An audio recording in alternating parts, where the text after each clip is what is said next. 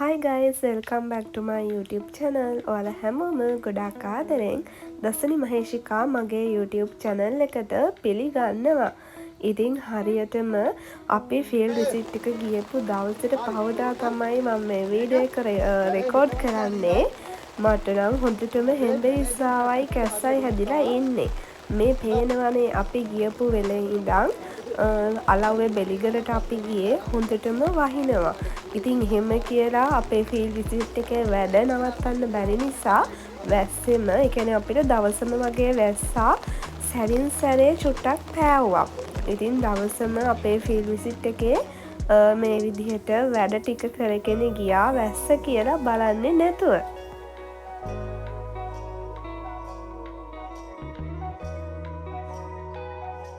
ඉතින් මේකෙදී අපි ලෙක්ෂර් හෝල් එකේදී ඉගෙන ගන්න තියරි ටික ප්‍රැක්ටිකලි අපිට දැනගන්න පුළුවන් වුණා. ඉතින් ගිය සතියේ නම් පෙරාදෙනියේ බැච් එක ආවා කියලා කිව්වා. ඒගොල්ලොන්ට නම් වැස්සේ නෑලු. හැබැයි ඔන්න අපිට නම් වහිනවා. මේ වෙලාවෙත් වහිනවා. මං කලින් පෙන්නද්දි නම් පායලා තිබ්බේ. ඉතින් පායලා තියෙන චූටි වෙලාවයි සැරින් සැරේ නිතරම මෙහෙට වහිනවා.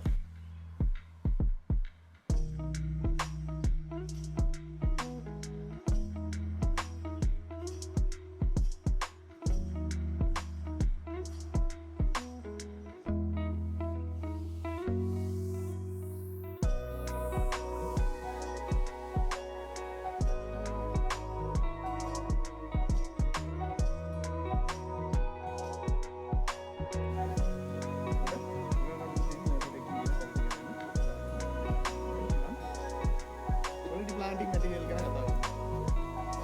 ඒක නම් වලින් කතා කරනවානේ. CIC කරන්නේ.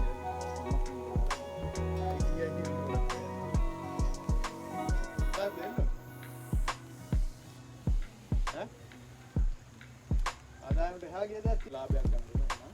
හරි විදිහට මේක වෙන්න ඕන. හරියට නර්සරි එකෙන් පැලයක් එන්න ඕන. අපි හරි හදලා අවුල් පහකින් බලලා පරිම ආදායමක් ගන්න ඕන. ඒක හිතමු අපි හරියට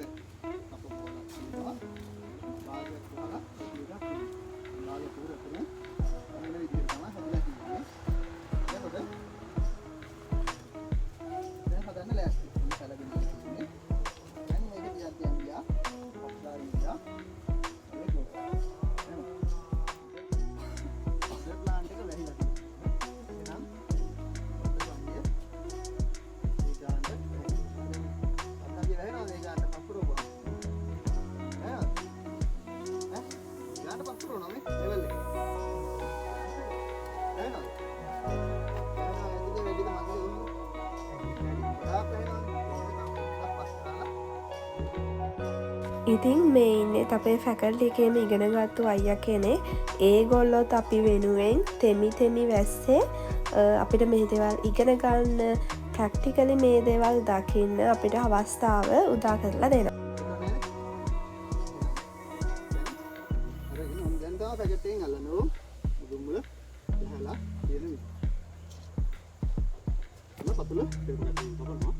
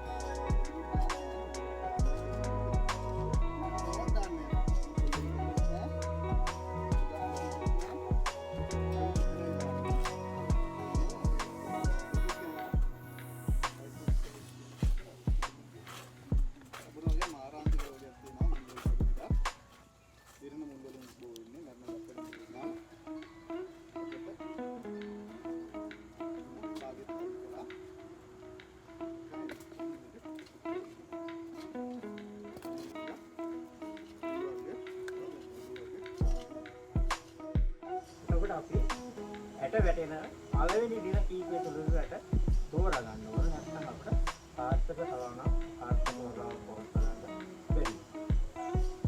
පුළුවන් තරම් පළවෙනි දින කීපය තුළ ඒ හින්දා අපි දැන් අර කිව්වා පොළොන් දැක්කේ වතුර දාන්න